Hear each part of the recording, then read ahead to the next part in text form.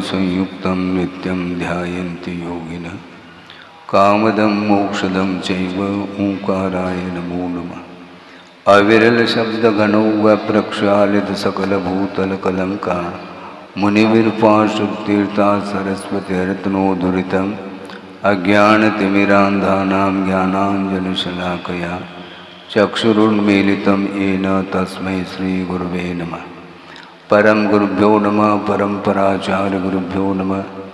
सकलकलशविध्वंसकं श्रेयसां परिवर्धकं धर्म संबंधकं भव्यजीवमनप्रतिबोधकारकमिदं शास्त्रं श्री कार्तिकेयान प्रेक्ष्यानामधेयम्। अस्य मूलग्रंथकर्तार श्री सर्वज्ञदेवाः तदुत्तरग्रंथकर्तार श्री गणधरदेवाः प्रतिगणधरदेवाः तेषां वचोनुसारमासाद्य श्रीमदाचार्यप्रवर श्री कार्तिकेय देवैर्वर्षितं मंगलं भगवान् वीरो मंगलं गौतमो वने मंगलं कुन्दकुन्दाद्यो जैनधर्मोऽस्तु मंगलं सर्वमंगलमांगल्यं सर्वकल्याणकारकं प्रधानं सर्वधर्माणां जैनं जयतुशासनं कोटिशतं द्वादशैव कोटो लक्षाणि शेतेष्टधिकानि चैव पञ्चाशदष्टोच सहस्रसङ्ख्या मे तत्श्रुतं पञ्चपदं नमामि। अरहन्त भासयत्तं गणहरदेवी गन्तियं सम्मं प्रणमामि भक्तियुक्तो सुगुणान् बहो वयं शिरसा इच्छामि बन्ते सुभक्ति कांसुमुकुदस्सालोचे अंगुवंग पयनय पावनय परियम सुत्त प्रमाण वोग पूगय चूलिया केव सुत्तय तुदम कायम सैनिज कल मंचे में पूजे भी वंदामि नमुंसामि दुख कौ कम कौ वोहिलाओ सुगय गमनम समाय मरणम जनगुण संपत्ति होद मध्यम। अतः पौर्वाणिक स्वाध्याय वेलायाम श्रीमदाचार्य भक्ति का यो सर्गम करोगे।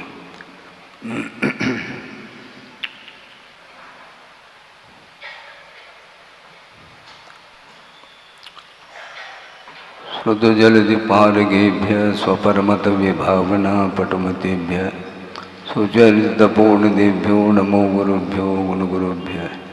छत्तीस गुण समग्रे पंचम्याचार करण संदर्शे शिष्यानुग्रह कुशले धम्मायिरे सदा वंदे गुरुवत्त संजमेनय तरंत संसार सायरं घोरं चिन्नन्ति अट्टकं मम जन्मन मरणं न पावेन्ति ये नित्यं व्रतमंत्र होम निरता ध्यानाग्निहोत्राकुला षट्कर्माविरतास्तपोधनदना साधुक्रिया साधव शील प्रावरणा गुणप्रहरणा चंद्रार्गतेजोदिकाः मोक्षद्वार्गपाठपाठनभटाः प्रीणन्तु मां साधव गुरुवः पान्तुनो नित्यं ज्ञानदर्शननायकाः चारित्राणवगम्भीरा मोक्षमार्गोपदेशकाः इच्छामि बन्ति आयुर्मति कांसुमुकुदस्सालोचे सम्मनान समनसन समचलजुत्तानं पंचम्याचाराणाम् आयर्यानम् आयारादि सुगुणानुपदेशानम् उपध्यायानं तिरेनुगुणपालुरयानं सौसानं सैनिचकलमंचे में पूजे में वंदामि नमंसामि दुख कौ कम कौ भोइलाओ सुगय गमनम समाय मरणम जनगुण संपत्ति होद मध्यम तिहुवनुतिलयं देवं वंदिता तिहुवनिंद परिपूज्यम ओचम अनुपेहावो भवीय जनानंद जननी वो।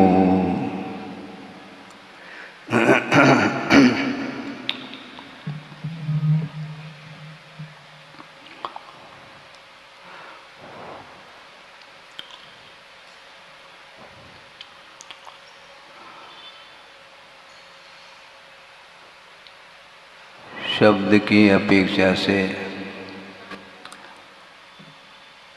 आगम अनंतात्मक नहीं हुआ करता, किंतु अर्थ की अपेक्षा से अनंतात्मक होता है, ऐसा विषय आया है। अर्थ की अपेक्षा से अनंतात्मक इसलिए कहा कि एक एक पदार्थ में अनंत गुण हुआ करते हैं। उन गुणों की ओर दृष्टि रखते हैं तो वह अनंतात्मक होता है। इसलिए शब्दों के माध्यम से अनंत का विश्लेषण संभव नहीं है। यहाँ तक कि दिव्य ध्वनि में जो विषय आया है वह भी अनंतात्मक नहीं आया, क्योंकि अनंत के रूप में जो आता है वह शब्दातीत होता है, ऐसा आगमकारों ने कहा है। इसलिए शब्दों के माध्यम से हम विश्लेषण करने के लिए बैठ जाते हैं तो कुछ ही पदार्थ का जो अंश है उतना ही विश्लेषण में आता है। इसलिए पहले भी ये विषय आया था कि हम और आपके अंदर ही जिज्ञासा उत्पन्न होती है, ऐसा नहीं, गणधर परमेष्टि के लिए भी जिज्ञासा उत्पन्न होती है, ऐसा आगमकारों का कहना है। क्योंकि गणधर परमेष्टि भी छद्मस्त है, वह सर्वज्ञ तो है नहीं, और जो सर्वज्ञ का विषय बनता है अर्थात केवल ज्ञान का जो विषय बनता है वह मति ज्ञान, श्रुति ज्ञान, अवधि ज्ञान, मन परिज्ञान का विषय नहीं बन सकता। क्योंकि सूत्र आता है, आपने पढ़ा होगा, मति श्रुतयोर निबंधो द्रव्येषु सर्वपर्यायेषु, द्रव्येषु असर्वपर्यायेषु। मति ज्ञान और श्रुति ज्ञान का जो विषय संबंध है वो समस्त द्रव्य तो बन सकता है, किंतु उसकी कुछ ही पर्यायों को वह अपना विषय बना लेता है। उसमें श्रुति ज्ञान को भी शामिल किया है। इसलिए गणधर परमेष्टि के पास श्रुति ज्ञान है क्या केवल ज्ञान है? श्रुति ज्ञान है, और श्रुति ज्ञान की परिपूर्णता है, क्योंकि द्वादशांग की रचना उन्होंने ही की है।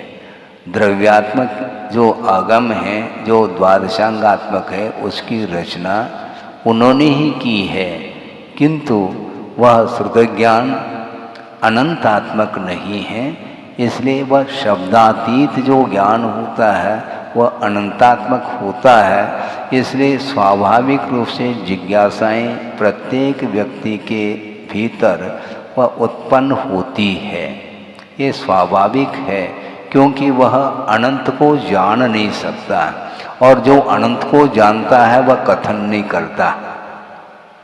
अभी 2-3 दिन पहले स्पष्ट किया था, इसलिए बार बार दोहरा रहा हूँ, क्योंकि अनुप्रेक्षा है। विस्मृत हो जाता वह विषय। जो सांसारिक जो विषय हैं वो संसारी प्राणी भूल नहीं पाता। क्यों? क्योंकि वह आज के संस्कार नहीं, अनंतकालीन संस्कार हैं, और वो मोहजन्य संस्कार हैं, वह डिलीट नहीं हो पाते हैं। सोचो, विचार करो, बार बार सोचना चाहिए, आखिर मन इस प्रकार क्यों सोचता है, स्वभाव की ओर क्यों नहीं जा पाता है? क्योंकि स्वभाव की उपलब्धि हुई नहीं अभी तक, इसलिए वहाँ तक जाने में उसको कठिनाई हो रही है। जिसका परिचय जितना हो चुका या हो रहा है वह कभी भी विस्मृत नहीं होता, और जिसका अभी तक एक बार भी परिचय नहीं हुआ है अथवा संवेदन में वह विषय नहीं आया है, तो उसको लाने के लिए बड़ी कठिनाई होती है। और निरंतर उसके लिए उस ओर दृष्टि जाते हुए भी वह दृष्टि वह कुछ सीमा को लेकर के ही जाती है। आपके पास आंख है कि नहीं है? रोशनी है कि नहीं? बोलो, है? कहाँ तक देख सकते हैं आप? एक सी बात, केवल ज्ञान रूपी ज्योति के द्वारा तो विश्व देखने में आ रहा है, किंतु आपके आंखों में जो रोशनी है, ज्योति है, उसके माध्यम से सीमित पदार्थों का ही ज्ञान होता है। इसलिए अभी अभिमुख नियमित बोधन इस प्रकार विषय आया था धौला में, उसका स्वाध्याय चल रहा है। मति ज्ञान का जो विषय बनता है वह अभिमुख होना चाहिए और नियमित होना चाहिए। भिन्न भिन्न इंद्रियों के विषय भिन्न भिन्न होते हैं, इसलिए चक्षु इंद्रिय का जो विषय बनेगा वो रूप बनता है, गंध नहीं बन सकता। तो चक्षु इंद्रिय जन जो मति ज्ञान है वह चक्षु इंद्रिय संबंधी ही ज्ञान कराएगा, न कि घ्राणेन्द्रिय और अन्य इंद्रिय संबंधी उस इंद्रिय के द्वारा ज्ञान नहीं हो सकता। इसी को बोलते हैं नियमित, बोलते हैं निश्चित है। ये नियमित का अर्थ क्या? निश्चित है। अपने अपने इंद्रियों के जो विषय हैं वह निश्चित हैं, उसी को नियमित बोलते हैं। अनियमित संभव नहीं है। रसनेन्द्रिय के द्वारा ही स्वाद आएगा। रसगुल्ला वहाँ रखी गई है और उसका स्वाद आप देओगे, संभव नहीं। वह चक्षु इंद्रिय का तो विषय बन रहा है, किंतु वह रसनेन्द्रिय का विषय बन कैसा सकता? हाँ, ये ठीक है, उसके कुछ कण आ गए और आपके मुख में प्रविष्ट हो गए मान लो, तो स्वाद आने में कोई बाधा नहीं। क्योंकि चक्षु इंद्रिय और मन जो है ना, ये सन्निकर्ष को लेकर के ज्ञान नहीं होता। सन्निकर्ष का अर्थ संबंध होता है। जिस प्रकार जल गर्म है क्या नहीं है, या आप आंख से आपको समझ में नहीं आ सकता, कथनचित आ सकता है यदि उसमें से भाप निकल रहा है तो, अथवा मान लो भाप नहीं निकल रहा है किंतु वह उफान आया है, खदबद खदबद कर रहा है, तो आप समझते हैं कि यह दूध उबल रहा है। वो आंखों का विषय बन सकता है, किंतु कितना टेम्परेचर है इसको नापने के लिए स्पर्शेंद्रिय का ही विषय बनता है, अन्य इंद्रिय का विषय संभव नहीं। इसी प्रकार जो रसनेन्द्रिय का विषय है वह 5 प्रकार का रस है, घ्राणेन्द्रिय का विषय 2 प्रकार का गंध है, कर्णेन्द्रिय का जो विषय है वह 7 स्वर है, स्पर्शेंद्रिय का विषय 8 प्रकार का स्पर्श है। ये सारे नियत विषय को लेकर की चर्चा कर रहे हैं। इसलिए अविमुख नियमित बोधनम आविनिबोधिकम ऐसा कहा। मति ज्ञान का जो विषय बनता है वह तदिंद्रियान इंद्रिय निमित्तम, वह इंद्रिय और मन से ही उत्पन्न होता है, अन्य और कोई भी साधन उसके लिए नहीं। श्रुत ज्ञान का विषय अलग है और मति ज्ञान का विषय अलग है। तो इसीलिए ये सीमित वस्तु को ही ग्रहण करने की क्षमता रखता है। इसी प्रकार जो कर्णेन्द्रिय का विषय 7 प्रकार का स्वर अर्थात शब्द बोला है, वो शब्द के माध्यम से शब्दातीत पदार्थ का ज्ञान होना संभव नहीं है। और हमारे अंदर जिज्ञासाएं हमेशा बनी रहती है, उसका समाधान करना अत्यंत कठिन है गणधर परमिष्टि के लिए। और हम क्या समाधान दे सकते हैं किसी के विषय को? संभव नहीं। हम घंटों भी समय दे दें किंतु हम समझा इसलिए नहीं पाएंगे क्योंकि वह शब्दातीत जो ज्ञान है और शब्दों के द्वारा उसका बखान संभव नहीं है। इसलिए द्वादशा की रचना करने वाले जो गणधर परमिष्टि हैं उनके अंदर भी जिज्ञासाएं उत्पन्न होती हैं, क्योंकि पूरा का पूरा दिव्य ध्वनि का वह विषय द्वादशांग में पूरा नहीं आया है। हाँ, द्वादशांग में जो विषय आया है उसका अनंतवा भाग ही गणधर परमेष्टि ने अपनी बुद्धि का विषय बनाया है और वो भी द्वादशांगात्मक है। तो उससे अनंत बहुभाग जो है वह दिव्य ध्वनि का विषय है और उससे भी अनंत गुना जो है केवल ज्ञान का विषय बनता है, जो कि वह अमूर्त पदार्थ को भी वह विषय बना लेता है। हम मूर्तिक एक द्रव्य को भी आप नहीं जान पाओगे, ध्यान रखो। आपके पास है क्या ज्ञान? और हम फिर भी छाती फुलाते हमारे पास इतना ज्ञान है। बैठो शांति से। गणधर परमेष्टि के लिए भी ज्ञान पूरा नहीं हो पा रहा है, तो हम और आपके लिए पूरा ज्ञान कहाँ हो सकता? फिर भी हम लगे हैं घंटों समझाने के लिए। आचार्य कहते हैं बैठ जाओ, समझाओ नहीं, ज़्यादा समझने का प्रयास करो, ऐसा कहते हैं। गुरुदेव ने ये कहा ज़्यादा नहीं समझाते, खुद समझो, फिर बाद में दूसरे को समझा सकोगे कथनचित। क्यों कथनचित इसलिए कहा जा रहा है कि मान लो सामने वाले की क्षमता ही नहीं है समझने की, तो आप क्या समझा सकोगे? है? योग्यता भी कोई चीज है क्या? नहीं है? पहली कक्षा का छात्र है, उसके हाथ में एमए की किताब पकड़वा दी आपने, पढ़ लेगा ना? अब पढ़ तो लेगा, क्योंकि एबीसीडी तो उसको आती है, अक्षर जानता है, बस इतना ही। किंतु उस अक्षर का क्या मीनिंग है, इसको समझने के लिए उसको एमए कक्षा में प्रवेश पाने की आवश्यकता है। उसी प्रकार केवल ज्ञान के माध्यम से जो भी ज्ञान हमें जानने में आता है, तो केवल ज्ञान होने के बाद आना है। अभी तो बैठ जाओ शांति से, है? हम कहते सुनो, ये कहना भी एक औपचारिक है, क्योंकि क्या सुनेगा वो, और हम क्या सुना रहे हैं? गणधर परमेष्ठी भी असमर्थ पा रहे हैं अपने आप को। एक द्रव्य का भी विश्लेषण पूर्णतः गणधर परमेष्ठी भी नहीं कर सकते हैं।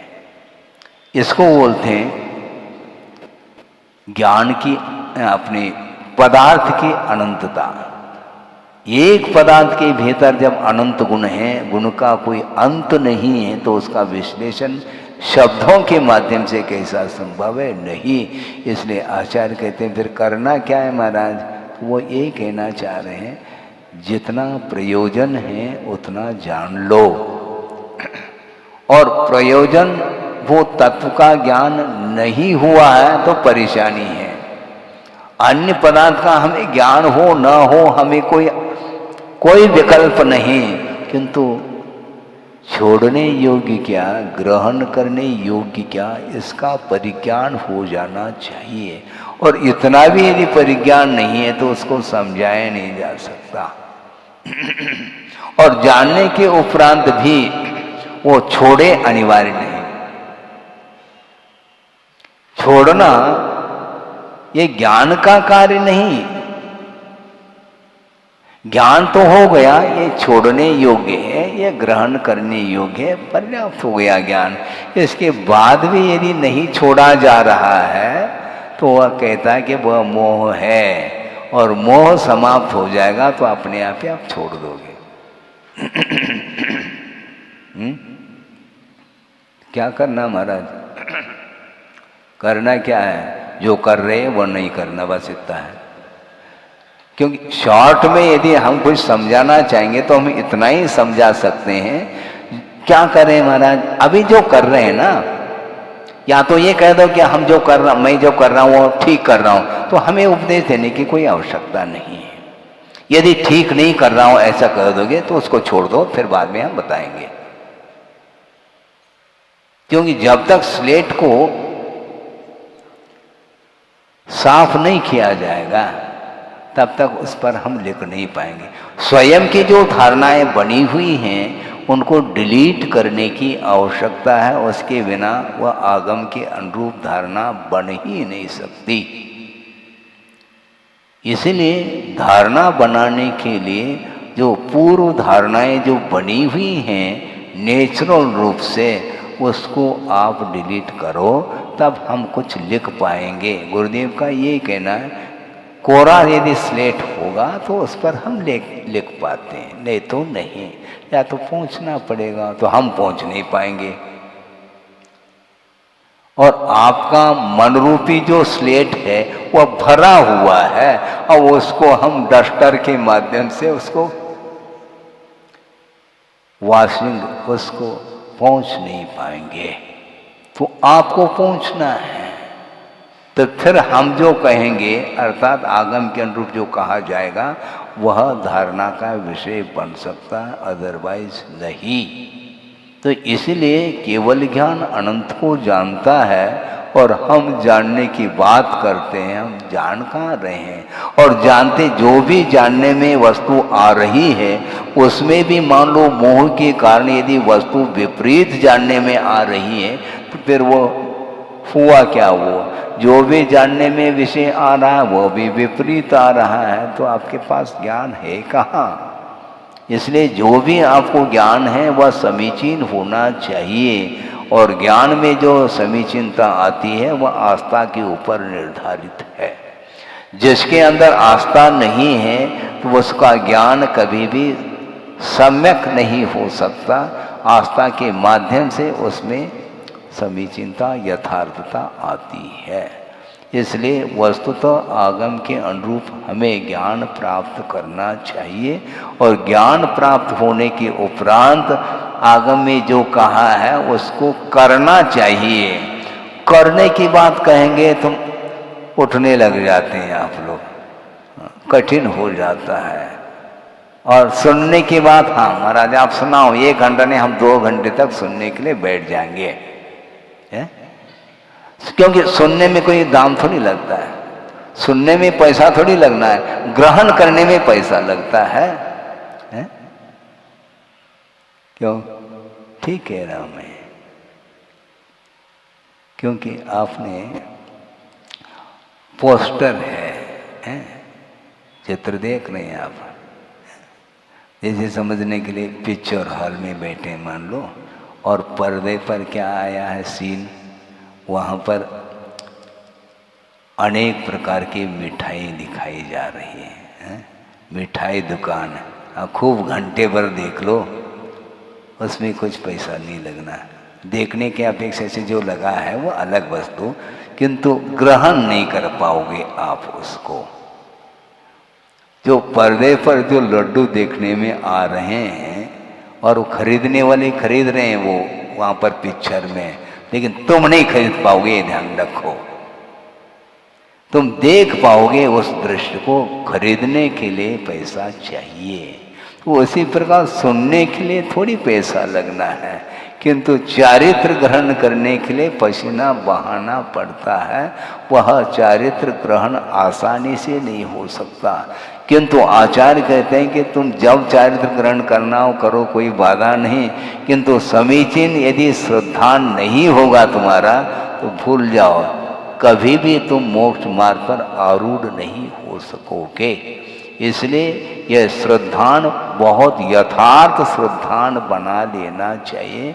वस्तुतः वस्तु का स्वरूप क्या है और स्वरूप की ओर दृष्टि जाती है, वह तटस्थ भाव के साथ चिंतन करता है और निश्चित रूप से उसको वैराग्य हो सकता है। हो सकता है इसलिए कह रहा हूँ कि यथा योग्य ही वह कदम बढ़ा सकता है। बहुत कठिन काम है।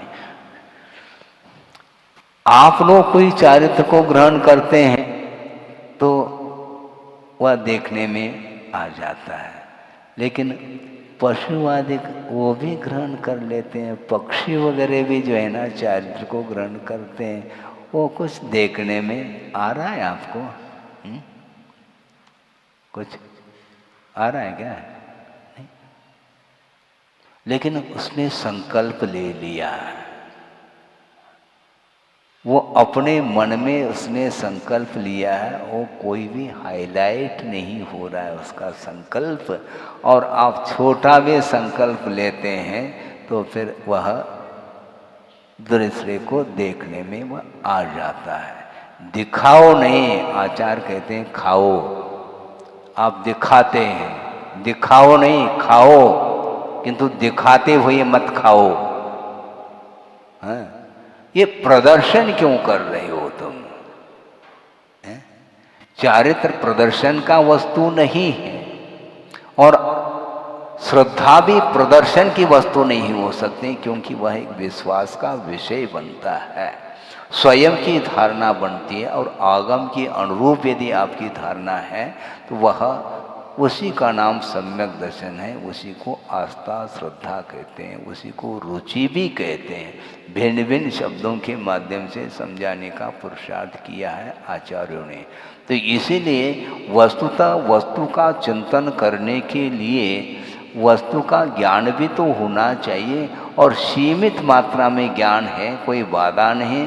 किंतु प्रयोजन भूत तत्व को जानने के लिए यदि मान लो आपके पास सम्यक ज्ञान है तो उसका प्रयोग करिए। ये बार बार कहा जा रहा है, प्रयोग नहीं करेंगे तो स्वाद नहीं आएगा। मिठाई को देखने मात्र से यदि स्वाद आने लग जाए फिर वह नियमित वस्तु नहीं कहलाई फिर, क्योंकि देखने से भी स्वाद आने लगा आपको। तो स्वाद आ गया तो पेट भी भरना चाहिए, संभव नहीं है। आप लड्डू का चिंतन कर रहे हैं, मान लो पेट नहीं भरना है, भर ही नहीं सकता, वो केवल चिंतन है।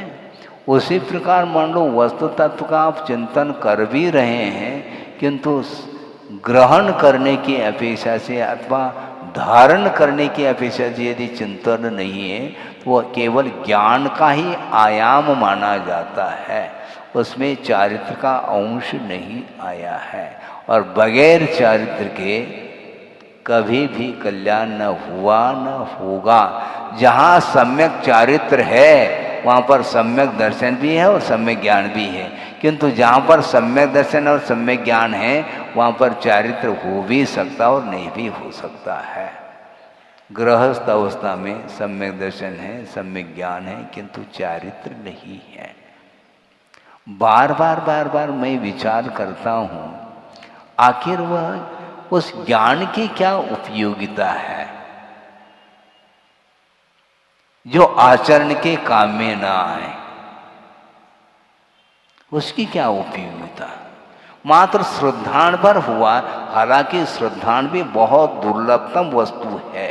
श्रद्धान होने के बाद आचार्य कहते हैं एक बार जिसने सम्मिलन को उपलब्ध कर लिया तो उसका अनंत संसार विच्छेद को प्राप्त होता है, उसका चुल्लू भर संसार रह जाता है, यहाँ तक कि अर्ध पुद्गल परिवर्तन काल प्रमाण उसका संसार में रहने का वह मैक्सिमम काल है। मिनिमम अंतर्मूर्त में वह मुक्त हो सकता है उसी भव में, यदि सामग्री मिलती है तो मोक्ष मार्ग की, नहीं है तो वह अर्ध पुद्गल परिवर्तन का अर्थ ये है जिसमें कि असंख्यात 24 व्यतीत हो जाती है, उसका नाम अर्ध पुद्गल परिवर्तन काल कहा है। ये किसका? एक बार सम्मेलन को प्राप्त करने के कारण उसका संसार का काल इतना सीमित रह गया। ये भी सीमित है क्योंकि सम्मेलन जिसने एक बार भी प्राप्त नहीं कर लिया तो उसका तो अनंत संसार है, वह अनादि मिथ्या दृष्टि है, उसका संसार अनंत है और आस्था के बल पर उस अनंत संसार को उसने विच्छिन्न किया है। इसके उपरांत भी आचार्य कहते हैं चारित्र और चाहिए, बहुत कठिन है। आपके जेब में नोट है, ठीक है, तो खा लो उसको। 100 का नोट है, 1000 का नोट है, हा? दूध के साथ खा लो, होगा क्या उससे? नहीं होगा। इसी प्रकार ज्ञान की उपयोगिता चारित्र में है। उस नोट को आप दे करके कुछ वस्तु को, खाद्य वस्तु को यदि ग्रहण कर लेते हैं तो वह खाने योग्य वस्तु के द्वारा ही वह पेट भर सकता है। बाकी नोट को आप गिनते रहो दिन भर, कुछ नहीं होना है। उसी प्रकार सम्यक ज्ञान होते हुए भी नहीं होना है, क्योंकि वह सम्यक ज्ञान और सम्यक दर्शन जो उत्पन्न हुआ है वह यथार्थ वस्तु तत्व का ज्ञान करा रहा है, वह ज्ञान और आस्था के साथ उसको ज्ञान हो रहा है, लेकिन होते हुए भी स्वाद लेने के लिए चारित्र की आवश्यकता, क्योंकि छोड़ने योग्य पदार्थ का ज्ञान हो गया, छोड़ा थोड़ी उसने, ज्ञान भर कर लिया है, ये छोड़ने योग्य। कब छोड़ोगे? बाद में देख लेंगे महाराज। अच्छा, बाद में ज्ञान समाप्त हो जाए फिर कब छोड़ पाओगे? हम भविष्य की चिंता नहीं करते महाराज, आप ही तो कहते हैं कि वर्तमान में जीना चाहिए, इसलिए हम वर्तमान में जीते हैं, भविष्य की हमें चिंता नहीं है। इस प्रकार उत्तर मिलता है, तो हम क्या कह सकते हैं? इसलिए जो भी पुरुषार्थ के बल पर सम्यक अथवा सम्यक ज्ञान की उत्पत्ति हुई है उसका अपने जीवन में उपयोग में लाना चाहिए। और उपयोग करने की बात यहाँ पर कही जा रही है।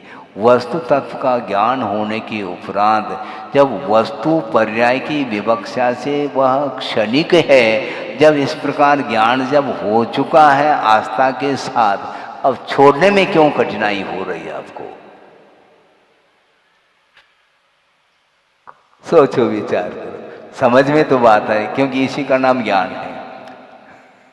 हाँ, वह स्वीकार कर रहा है, एक्सेप्ट कर रहा है कि वस्तुतः यही सही है, किंतु सही होते हुए भी कदम बढ़ाने में उसको मोह बीच में व्यवधान उपस्थित कर रहा है।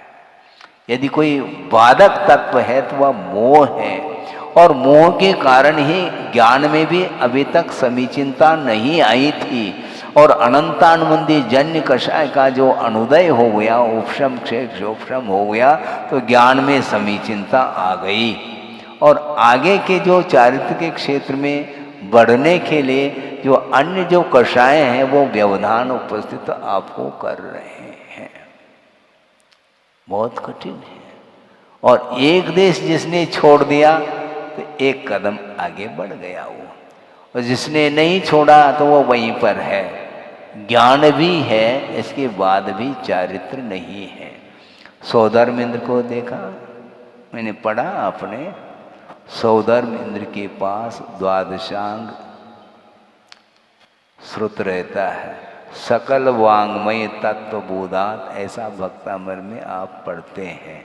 उद्भूत बुद्धि पटु भी संपूर्ण श्रुत ज्ञान के क्षोभम के कारण जिनकी बुद्धि की चतुराई उत्पन्न हुई है, उसके माध्यम से वह प्रभु की वह स्तुति कर रहा है। तो इतना लंबा चौड़ा ज्ञान वह रख रहा है, द्वादशांगात्मक ज्ञान, इसके बाद भी अप्रत्याख्यानावरणी कर्म का क्षोभम नहीं हो पा रहा। इसी को दुर्लभ बोलते हैं। चारित्र नहीं उसके पास, पर्याप्त ज्ञान है, भरा हुआ है। और क्या भरेंगे उसमें? भर दो महाराज। अब भरने के लिए कुछ बचा ही नहीं, वहां पर पूरा ही भरा है वो। द्वादशांग पूरा ज्ञान रख लो, इसके बाद भी चारित्र से वह वंचित है। एक प्रकृति का भी संवर वह नहीं कर सकता। देश व्रत अंगीकार करने के उपरांत जो संवर होता है, उस ढंग का संवर वह नहीं कर सकता। मात्र अनंतानुबंधी का संवर हो रहा है, पक्की बात। और तत्संबंधी निर्जरा भी हो रही है, किंतु सम्यक दृष्टि के तुलना में जो देश वृत्ति है, उससे असंख्यात गुणी वह निर्जरा करता है। सोचो किसके द्वारा निर्जरा हो रही है? असंख्यात गुणी। गुणी अर्थात क्या है? वो गुणी नहीं खाने की, गुड़ की गुणी, वो गुणी नहीं। गुणी अर्थात गुणित क्रम से वह निर्जरा कर रहा है, असंख्यात गुणी। अग्र सम्य दृष्टि की अपेक्षा से कौन? देश वृत्ति। एक देश जिसने पांचों पापों का त्याग कर दिया है, वह देश वृत्ति माना जाता है, संयमा संयमी माना जाता है। वह उसकी अविरत सम्य दृष्टि की अपेक्षा असंख्यात गुणी निर्जरा कर रहा है। सोचो विचार करो। क्षायिक सम्यक दृष्टि भी हो सकता है, सौधर्म इंद्र, इसमें कोई बाधा नहीं है हमें। लेकिन अप्रत्याख्यानावरणी कर्म का क्षोभम संभव नहीं है। इसको बोलते हैं दुर्लभ से दुर्लभ। ये सब दुर्लभताएं हैं, सुलभता से आप प्राप्त नहीं कर सकते हैं। सम्यक दर्शन भी सुलभता से प्राप्त नहीं किया जा सकता, तो चारित्र को भी सुलभता से आप प्राप्त नहीं कर पाओगे। प्राप्त करने के भाव रखते हुए भी वह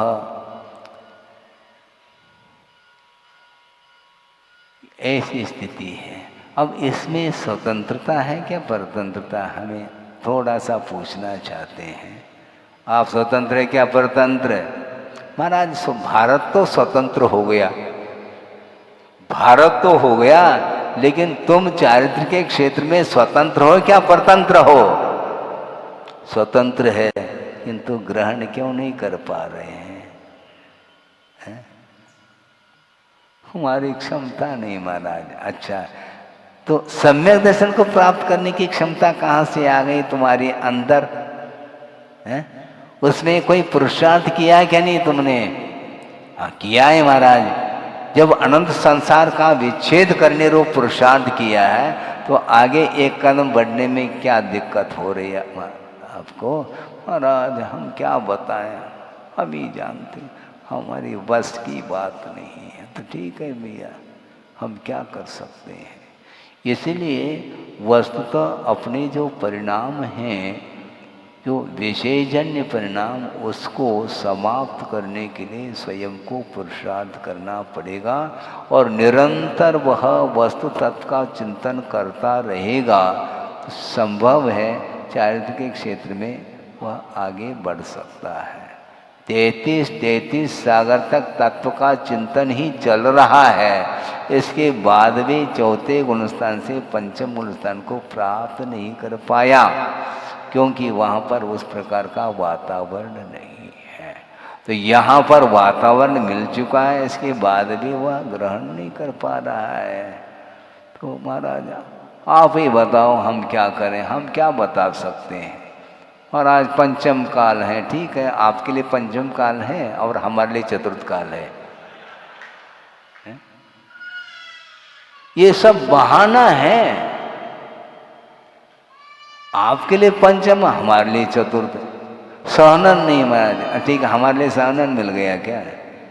गुरुदेव ने 50-55 साल तक उन्होंने जो साधना की है, अनूठी साधना, शांति बनाए रखो, अनूठी साधना उन्होंने इसी पंचम काल में रह करके की है।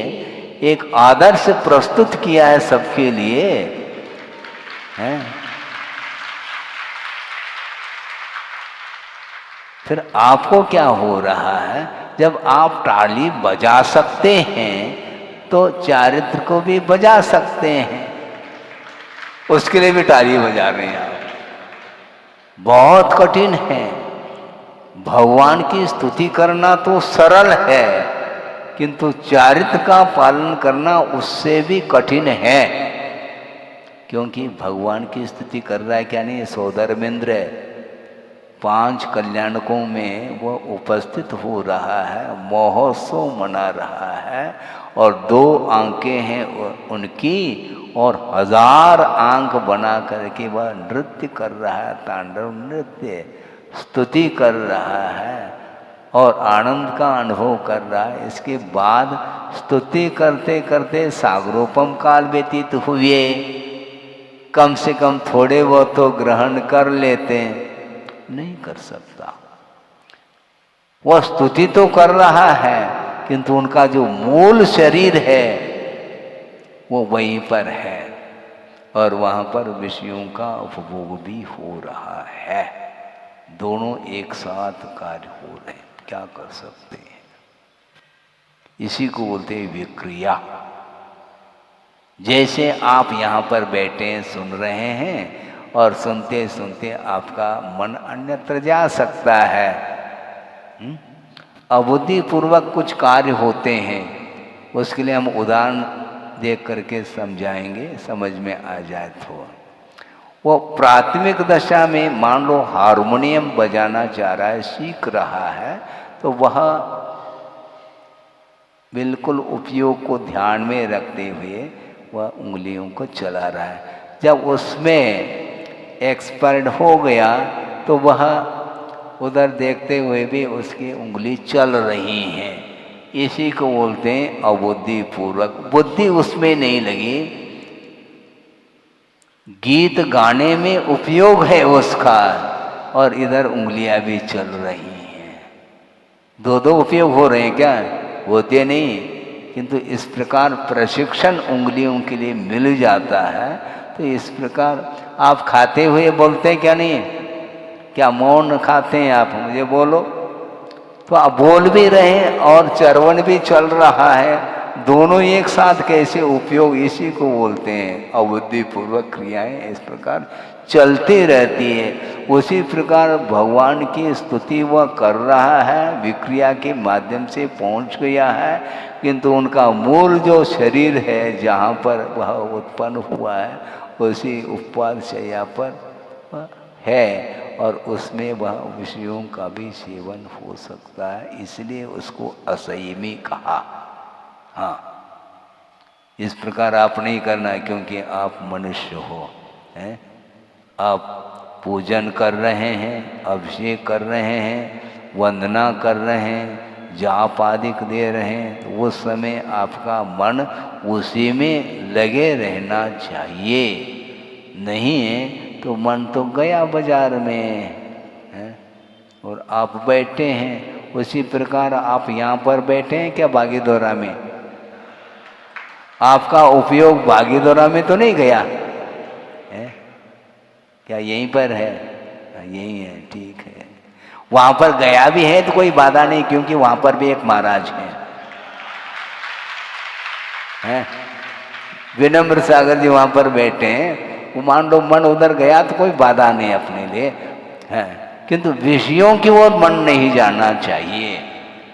मूल ये है, शर्त इतना ही है, भले ही आप एक अंतर मुहूर्त के लिए आराधना कर लो, कोई बाधा नहीं, किंतु एक अंतर मुहूर्त के भीतर अन्यत्र नहीं जाना चाहिए उपयोग, तब वह सही स्तुति और आराधना मानी जाती है।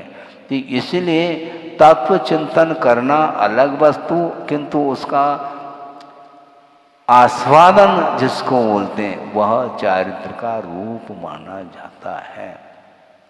इसलिए आगे की गाथा हम आपके सामने रख रहे हैं, क्योंकि बिना भूमिका बनाए तो एक ही दिन में सब कार्तिकेय परीक्षा पूरी हो जाएगी, ऐसा थोड़ी करेंगे अपन। अभी तो बिल्कुल जो है ना 6 गाथाएं हो चुकी हैं, आगे की गाथा की बात करना। अनित्य भावना का ही वर्णन चल रहा है। वस्तुतः संसार में कोई भी वस्तु नित्य नहीं है, इस प्रकार श्रद्धान का विषय बना लेना चाहिए। अर्थात पर्याय की दृष्टि से वस्तु अनित्य है और गुणात्मक दृष्टि से अथवा द्रव्य दृष्टि से वस्तु नित्य है, ऐसा कहा गया है। सुरधनु तड़िव वचवला इंदी विषया सुविच वग्गाय दिठ पनठा सव्वे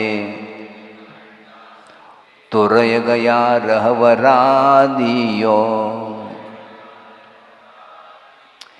इंदी विषया, इंद्रिय 5 इंद्रियां हैं, स्पर्शन रसन घ्राण चक्षु श्रोत्र अथवा कर्ण, ये 5 इंद्रिय हैं। और 5 इंद्रियों के जो विषय हैं ये सारे सारे कैसे हैं? चवला, चवला फल्ली नहीं, चवला अर्थात चपला, क्षणिका, किसके समान? सूर्यधनु, यानी इंद्रधनुष के समान चंचल है।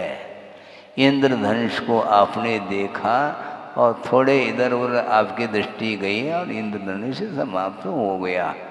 उसी प्रकार तड़िव यानी बिजली के समान, तड़ित बोलते हैं बिजली को, तो बिजली के समान अथवा इंद्रधनुष के समान ये सारी सारी इंद्रिय के विषय चपल अर्थात चंचल हैं, नष्ट होने वाले हैं, नित्य नहीं हैं। इंद्रधनुष का दृश्य आप देखने के लिए गए या देख रहे हैं, कुछ ही क्षण देख पाते हैं, बस अदृश्य हो जाएगा। उसी प्रकार कभी भी किसी भी पल में ये शरीर चला जा सकता है। हार्ट फेल हुआ एक क्षण में, मुख में रसगुल्ला, अब क्या होगा?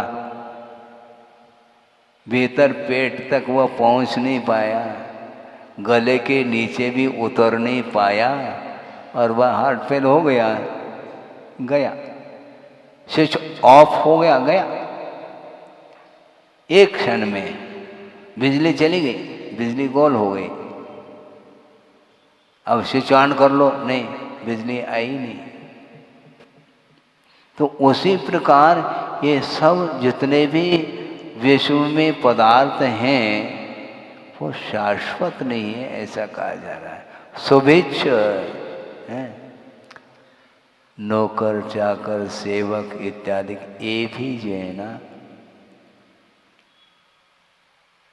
नित्य नहीं है। कभी भी निकल सकते हैं वो, उनकी अनुकूलता नहीं मिले निकल जाएंगे। आपके प्रति मित्रता थोड़ी उनकी कि हमेशा जो है आपके अंडर में रहें वो। और दूसरी बात, उनकी आयु पूर्ण हो गई, मान लो अकाल में उनका अवसान हो गया तो क्या है फिर? हाँ, हमारी सेवा कौन करेगा? सेवा करने वाला चला गया और जो जिसकी सेवा की जा रही थी उसके अभाव में वो भी चला गया। कौन रहने के लिए आया है? सुविज्जु वग्गा यानी वर्ग अर्थात समूह, सेवकों का समूह। ये दिट्ट पनट्टा देखते देखते ही ये नष्ट हो जाती हैं। तुरय गया, तुरग अर्थात घोड़ा, गय अर्थात गज हाथी, रहवरादीय अर्थात विशेष विशेष जो रथ होते हैं उनको रथ बोलते हैं। गाड़ी अलग है, जैसे बैलगाड़ी अलग है और रथ अलग होता है। तो ये सारे सारे जो मन को अच्छे लगने वाले जो पदार्थ हैं, ये सारे सारे इंद्रधनुष के समान अथवा बिजली के समान ये सारा सारा वैभव नष्ट होने वाला है, ये स्थायी नहीं है, ऐसा कहा है। बड़ी विचित्र दशा है। सागरोपम आयु तक वैभव का उपभोग किया, अब एक सेकंड के लिए और मैं वहीं पर बैठा नहीं। आयु समाप्त होते ही एक समय में दूसरे पर्याय को प्राप्त कर लेगा। वो ऋजु गति से जाता है, एक समय में पहुंच जाएगा और पुनः वह दूसरे पर्याय में पुनः उसका जीवन प्रारंभ होगा। सोचो विचार करो, ये सब प्रतिदिन प्रतिपल ये सारा सारा दृश्य देखने को मिल रहा है। इसके उपरांत भी इसकी धारणा टूटती नहीं। विषयों के प्रति जो आकर्षण है वह समाप्त नहीं होता। होगा क्या नहीं, ऐसा मन में विकल्प आता है। कभी कभी ऐसा लगता है कि असंभव तो नहीं, असंभव नहीं, किंतु वह सहजता से संभव नहीं हो सकता। असाध्य नहीं किंतु दुस्साध्य है, कष्ट साध्य है। कठिनाई के साथ ही उसको हम सिद्ध कर पाएंगे, वरना ऐसे आसानी से नहीं कर सकते। कितनी बार उपदेश सुने होंगे हैं? अभी तो आप उपदेश प्रतिदिन सुन रहे हैं। हाँ?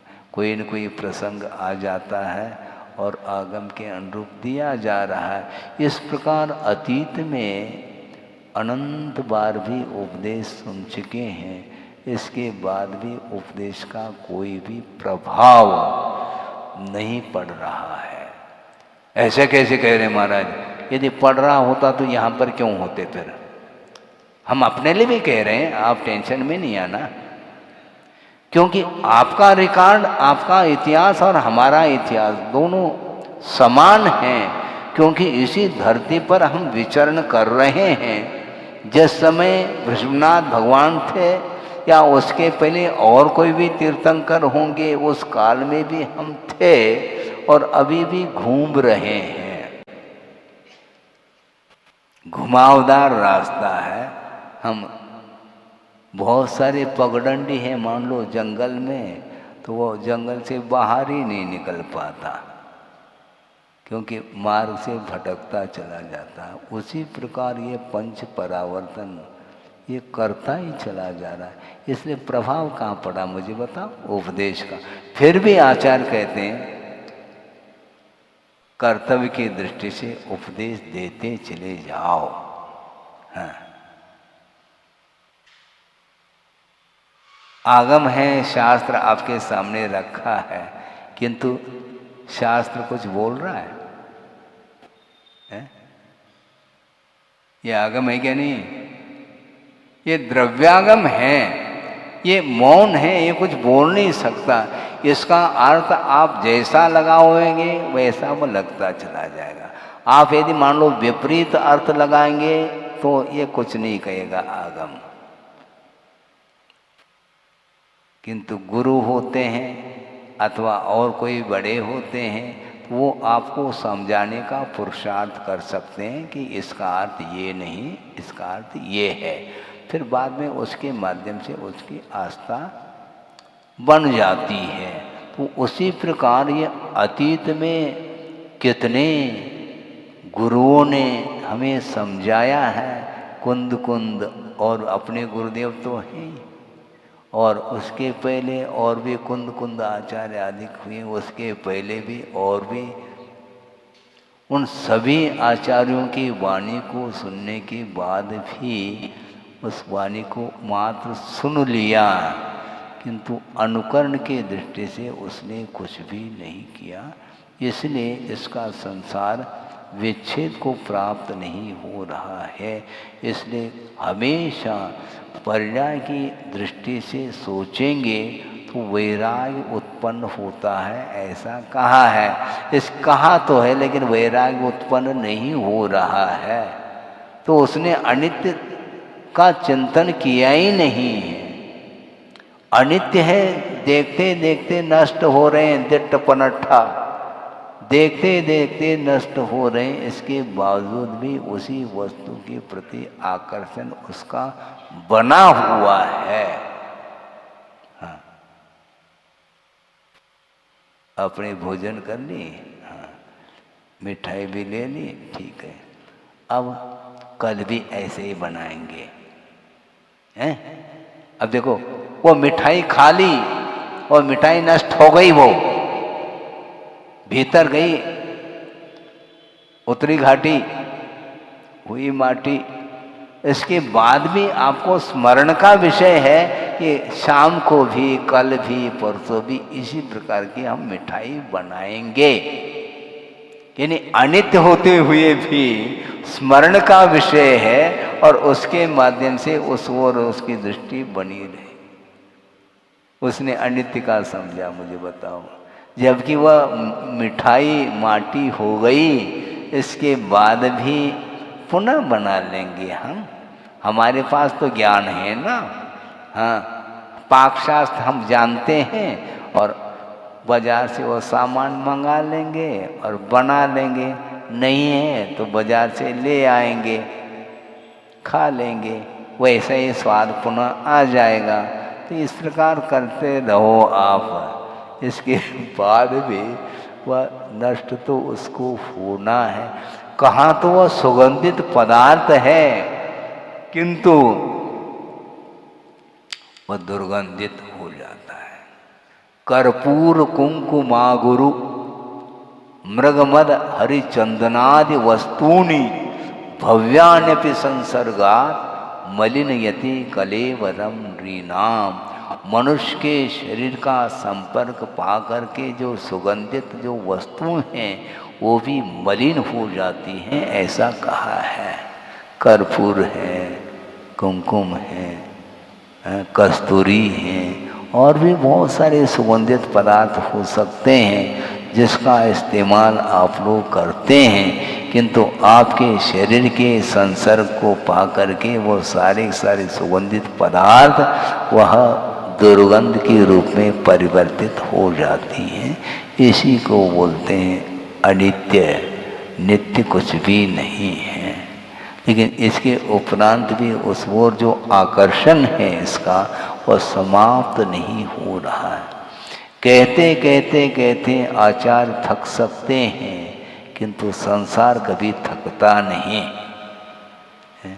इसलिए केवल करने योग्य कार्य, कर्तुम योग्य कर्तव्य कहा। करने योग्य जो होता है उसका नाम कर्तव्य है। इसलिए आगम के अनुरूप आप उपदेश दे दो, वह ग्रहण कर ले तो उसकी विशेषता है। नहीं भी करता है तो मुझे कोई घाटा नहीं, आचार्य कहते, क्योंकि हमारा उपयोग 1 घंटे के लिए आगम में लग गया है, शुभोपयोग हमारा हो गया है। आप यदि ग्रहण करोगे, अमल करोगे तो आपके लिए भी वह शुभोपयोग के लिए कारण बन सकता है। नहीं है तो हमारा कोई विषय नहीं। डॉक्टर इतना ही कर सकता है, नाड़ी देख करके बता दिया कि तुम्हारे लिए अमुक रोग है और ये लिख करके दे रहा हूँ औषधि लेने के लिए, इसको ले लेना। लिया क्या नहीं लिया जा करके देखिएगा क्या डॉक्टर? ये काम करेगा क्या? हजारों पेशेंट उनको देखना है तो हमने लिख करके दे दिया, लेना हो तो लीजिए। अब बोलते हैं देना हो तो दीजिए जन्म जन्म को साथ, तो लेना हो तो लीजिए, नहीं लेना तो ओम शांति आए, एज यू लाइक वाली बात है। आपकी मर्जी। इसमें भी ताली बजा रहे हैं आप क्या ताली बजाने का अर्थ क्या है समझो तो सही। हाँ, कि केवल हैबिचुअल है ताली बजाना, क्या है ये? हाँ, आप यदि उसको स्वीकारता देना हो तो देओ, नहीं देते हैं तो हमें कोई भी विकल्प ही नहीं। क्योंकि आचार्यों ने कहा कि केवल ओनली कर्तव्य, ड्यूटी, केवल कर्तव्य कर लिया चले गए। महाराज फिर आपको कुछ मिला क्या? नहीं, हमें खूब मिला है। हमारी दुकान तो चलती है क्योंकि इसकी एक व्यक्ति ने भी ग्रहण नहीं किया महाराज, नहीं करने दो, हमें कोई गम नहीं, क्योंकि हमारा उपयोग धर्म ध्यान में लग गया। क्योंकि आप आएंगे तब भी हम स्वाध्याय करेंगे, आप नहीं आएंगे तो जहाँ बैठ जाते हैं वहीं पर शास्त्र खोल करके स्वाध्याय कर लेते हैं। और रात में शास्त्र भी नहीं खोलते हैं, दिन में खोल करके जो पढ़ा है उसी को मनन चिंतन करते हैं। अनुप्रेक्षा के माध्यम से हमारा स्वाध्याय रात में भी होता है, दिन में भी होता है। तो स्वाध्याय के माध्यम से हमें तो लाभ ही लाभ है। आपको यदि मिलता है तो अच्छी बात है, नहीं है तो हमारे लिए कोई भी लॉस नहीं, प्रॉफिट ही प्रॉफिट है। हाँ। और महाराज फिर हमारे कोई चिंता नहीं है क्या आपको? अरे क्यों नहीं है? आपकी चिंता है तभी तो ये घंटा दे दिया तुम्हें है? 1 घंटा जो दिया है ये बिना चिंता के दिया है क्या? आज समझ क्या रहे हैं आप? आपकी चिंता तो आप नहीं भी आओगे तो भी चिंता कर सकते हैं, किंतु पर्टिकुलर नहीं। सुखी रहे सब जीव जगत के, ऐसा कहा तो बाकी तो राम वाले भी सुखी हो जाएंगे ना, कि इसमें क्या दिक्कत है? नाम लेने से क्या प्रयोजन है हमें? बिना नाम लिए पूरी विश्व का कल्याण हो, भगवान सब दुख से ऊपर उठ जाए, सबको मोक्ष प्राप्त हो, ये भावना हम भाते हैं। उसके माध्यम से आपका कल्याण होना हो तो आपकी योग्यता के ऊपर निर्धारित है। और उसके इस प्रकार की भावना भाने से हमें तो पुण्य का अर्जन होगा, पाप कर्म की निर्जना होगी, हमारे लिए प्रॉफिट है। चाहे हम 10 मिनट दे दें या 15 मिनट दे दें या घंटा दे दें, दिन भर देते ना, हमें कोई निरंतर श्रवण जो है वह धर्म ध्यान में ही जीवन व्यतीत करता है। इसलिए उसके लिए कभी भी कर्म का बंध नहीं हो सकता अपनी भूमिका के अनुरूप। इसलिए प्रत्येक व्यक्ति वस्तु तत्व का चिंतन करते हुए वह अपने वस्तु स्वरूप को समझने का यदि पुरुषार्थ करता है, निश्चित रूप से अनित्य भावना की सार्थकता सिद्ध होती है। इतना ही पर्याप्त है। बोधि समाधि परिणाम शुद्धि स्वात्मोपलब्धि शिव सौख्य सिद्धि चिंतामणिम चिंतित वस्तुदाने त्वां वंदमानस्य ममास्तु देवी। परम पूज्याचार्य गुरुवर श्री विद्यासागर जी महाराज की।